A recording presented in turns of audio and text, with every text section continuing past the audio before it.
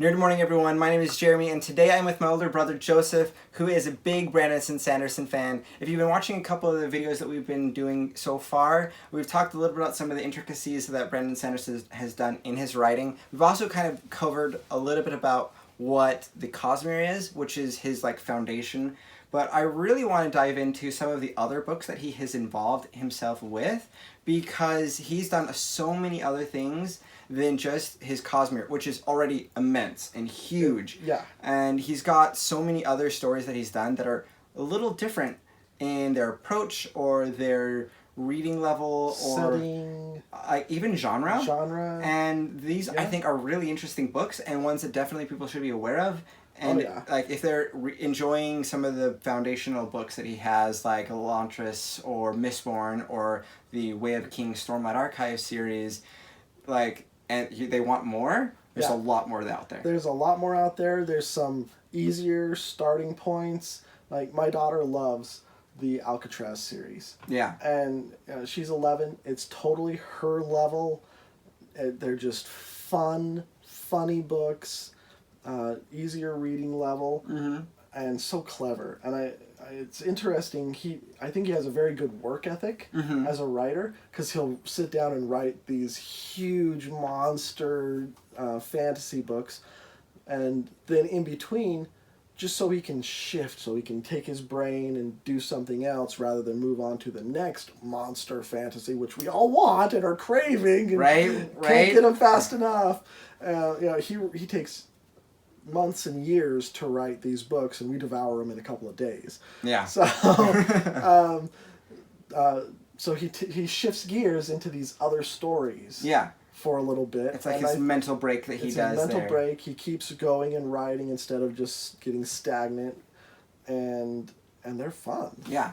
So Alcatraz versus the Evil Librarians is the one that you had mentioned. Yep. Very approachable for kids. I think this is a super funny thing. It's set in our world, basically-ish. A world very much like ours. Yeah. There we go. And it has this interesting magic, which I think is also awesome for kids, because it talks about how you essentially have this curse or this weakness, or it's a little X-Men-esque. Yeah, and it's this is the thing that would essentially make things hard for you, and you use that to your advantage. And who you are is awesome. That's kind of what I get from the feeling of that. The grandpa, always late. Right, grandpa's always late. And always late. That's his magic power. He's even late for dying sometimes. I don't want to spoil any more than that, but that's enough to make it, interesting. Or, he's, right? he's able to use that essentially curse or, failing in his character for his advantage. And then the main character, he breaks things. It's what he does. Yeah. And oops, I'm sorry. Right? And how can you use that to do to protect yourself, right? Someone's got a gun pointed at you, what do? You break the gun. And that's so cool. That's just an interesting take on that, because I think particularly the readership age there, they really are starting to be aware that I'm not this I can do anything person. Right. I suddenly realize I have all of these shortcomings. And they're discovering that about themselves at that age. And so they're saying, look, these things are okay. It's okay. Turn it into an advantage. Yeah. Or, don't worry about it. Just go. Yeah, which is just so cool. Another amazing thing that he does with this is he has the whole evil librarian element and the commentary he has on writers and that experience. Writers are just secretly want to torture everyone. That's why we do cliffhangers. Bloop. That way you have to go to the next page and you stay up all night. He has these little things in there that he throws in that are just really, really fun. Really good. And with some of his later books that I love that he does this with it, is that to confuse the evil librarians, he goes and puts the numbers of the chapters. He does different numbers. One's I think NCC, a fraction number. Right. And NCC-1701. Right. That's the Enterprise. Right. It's so hilarious. And then he's got other ones where he one of the books, he lets them actually have names, and so like I think one's like names like unto like Fred or George, like, and that's just not what you do.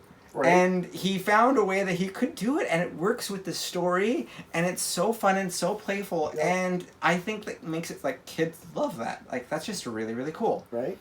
I think that's one aspect of his. Another one that's kind of younger, a little bit older readers, and was one when I in one of my other videos I was told that I should read Brandon Sanderson, but I should not start with Way of Kings.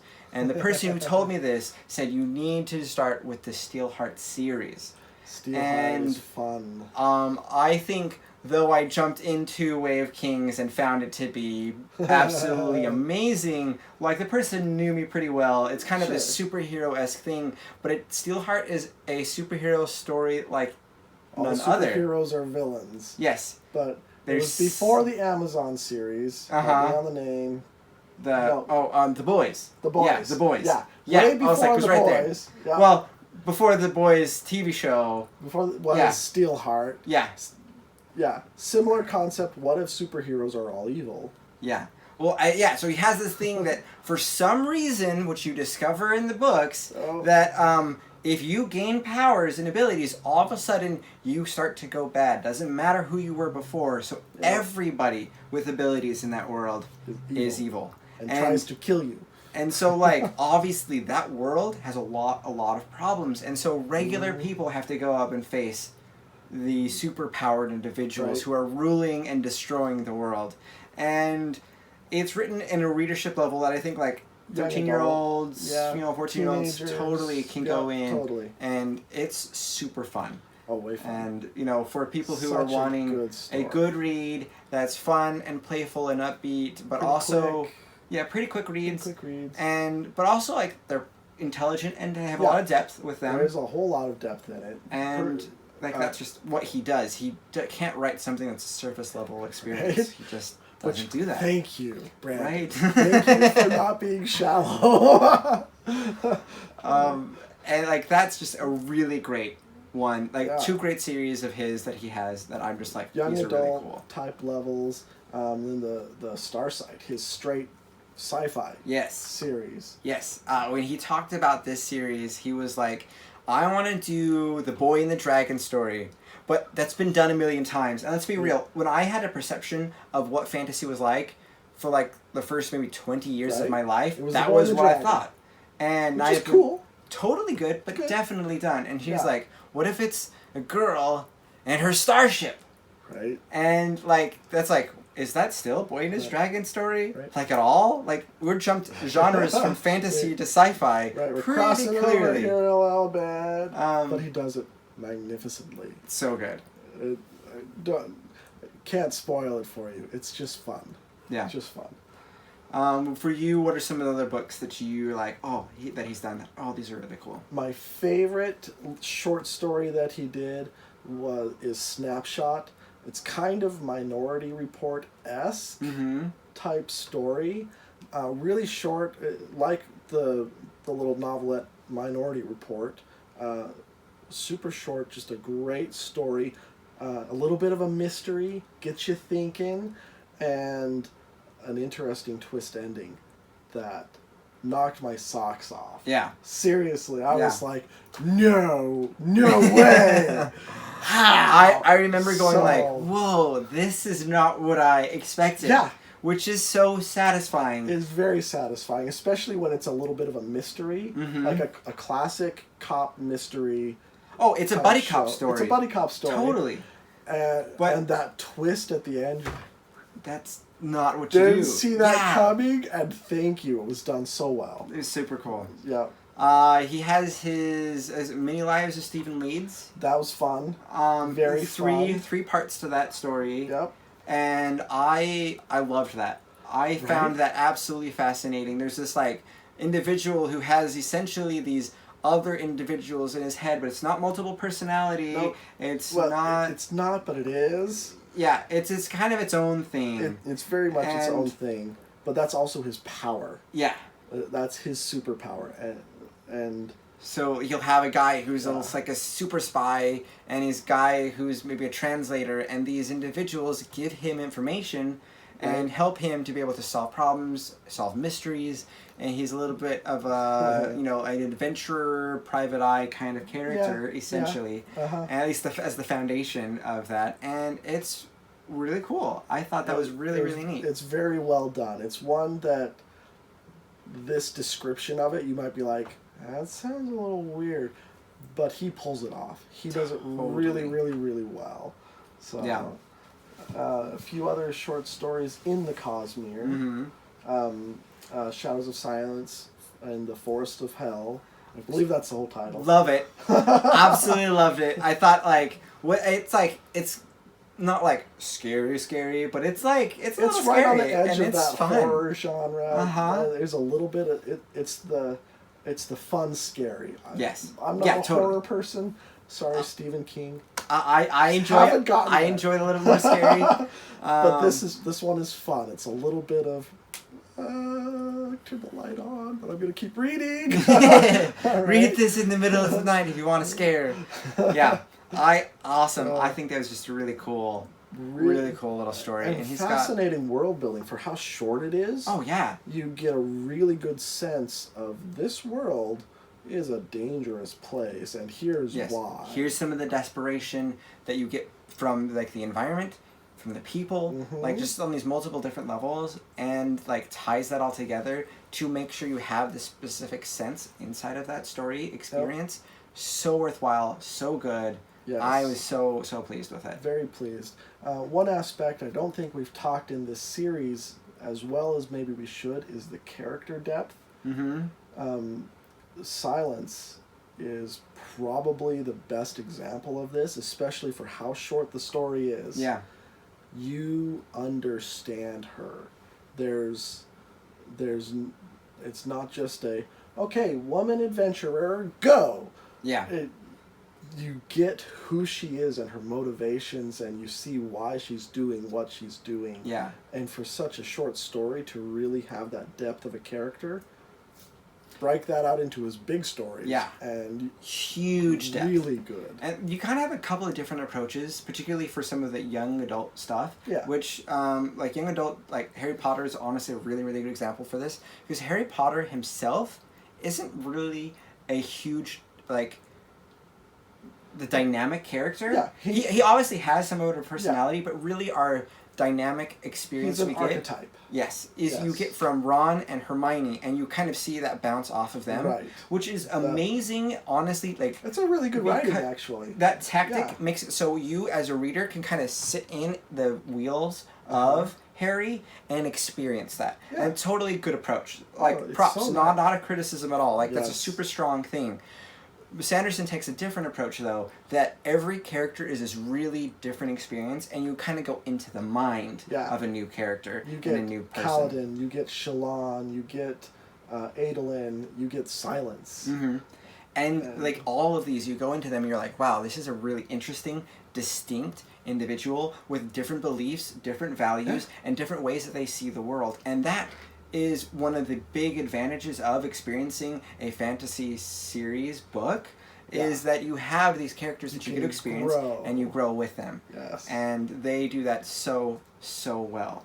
And that's just an awesome way to experience some of his books. Probably the only equivalent that I have read yet that has that kind of depth is Wheel of Time. Yes, which is something I absolutely love. Huge fan. Another huge 3 videos. Right? Seriously. And he finished it. Sanderson finished that probably most epic, most loved series. Oh, yeah. Including the prequel. It's a 15-book series. Not including the word count for that. You're already over 2 million words for the series. Like, huge project. And he got approached by the wife of Robert Jordan, and said she, I guess, had done some editor work as well as she was his being editor. The wife. Like so totally connected into the story, not just as a spouse, but as essentially a piece of the creator for that, and saw the Mistborn book, the first one, and it was like his obituary that he wrote about Jordan. Okay. That he was Wheel of Time fan. Yeah, All that his was life. part of what got him writing. Yes. And he's going to finish the series that like you loved growing up. Such a cool experience. But that definitely is included in some of the non-Cosmere books. Mm-hmm. And Yep. like he just does such a great job. Oh. At the beginning of I can't tell the difference. Yeah, because he grabs the voice so well, and he kind of says, "I'm not trying to mimic the voice of Robert Jordan. Kind of imagine this as like being a new director for a series, and like obviously we've got the same goals, the same like story points, but it's kind of written in my way because I can't be Robert Jordan." And then he goes in there, and then like you did it. You did it. Right? You pulled it off. And it's such a good, and honestly, if you want a huge, big epic, and you've read all Brandon Sanderson, like, Wheel of go Time to Wheel of if you Time. haven't done Wheel of Time, it's next. Yeah. Pace yourself. Unless you're a devourer, like me, yourself a little bit. It's like now, like every year, I'm like, I think I've gone through it for the last 3 years, like as I have actually with all of Brandon Sanderson's books. I'm like beginning to end. I'm like, yay, it's January. I get to start my reading again, and then I dive back into these because I'm like, these just they're so fun. They're so much fun, and they're so worthwhile diving back into. Oh, yes. And as you kind of said, it's because like particularly with Cosmere, it's like they're interconnected and they like weave into each other. Right. Oh, like, I didn't catch this before. That's from over here. That's from over here. And how did you get over here? I have a big one that I want to find out. How did he get over there? Because yeah. Yep. Yes.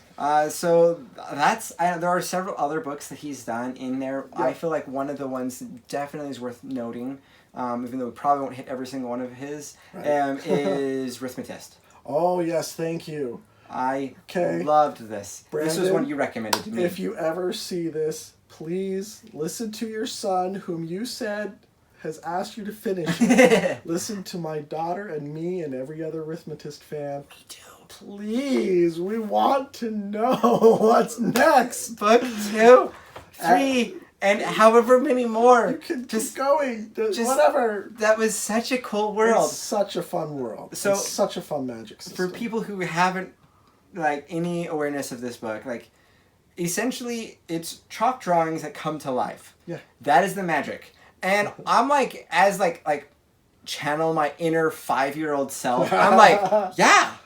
Why hasn't this been thought of before? Right. That was how that was when I was 5, you know? The dragon is eating the princess. Yay! The tie that they have into the mathematics, that is a big part of that. Yeah. And obviously like a huge tie-in also to religion, which is, let's be honest, a major theme, the thing that he likes to explore in his books. It's just the thing that he's interested in. And that's great. Write what you're interested in. Right. You will express really great stuff because you're interested in it, and it's going to be really good because you're excited about it.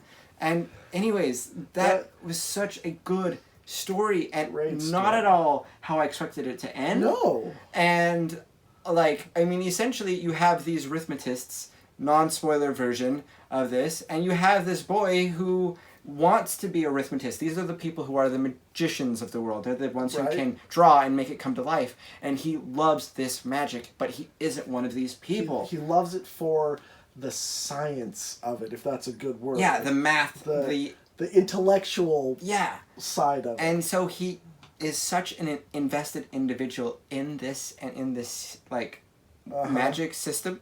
But he isn't. He put that into the main character. And he loves these underdog or outsider stuff. Yeah. With the his comic series that he had teamed up with people to do an adaptation of a canceled book. The White Sand? White Sand, yes. That was, again, a character who is somewhat of an outsider. He can barely do the magic. And he is the main character, and these people that are going to do all these things way better than him, or way bigger than him, at least. Yeah. And those are the type of characters that he likes to talk about and to explore. How these people can not only, like, survive, but thrive in that situation. And that's just such a cool, empowering like it's good concept. to read. Everybody loves an underdog. Totally. They make for good stories, especially when you see them putting in the work, and you start to see, oh, hey, if he does all that work, maybe I can do the work and then get my dream. Totally. And it's so fun. And I think, again, another virtue of reading fantasy. Right? It's good. Yeah.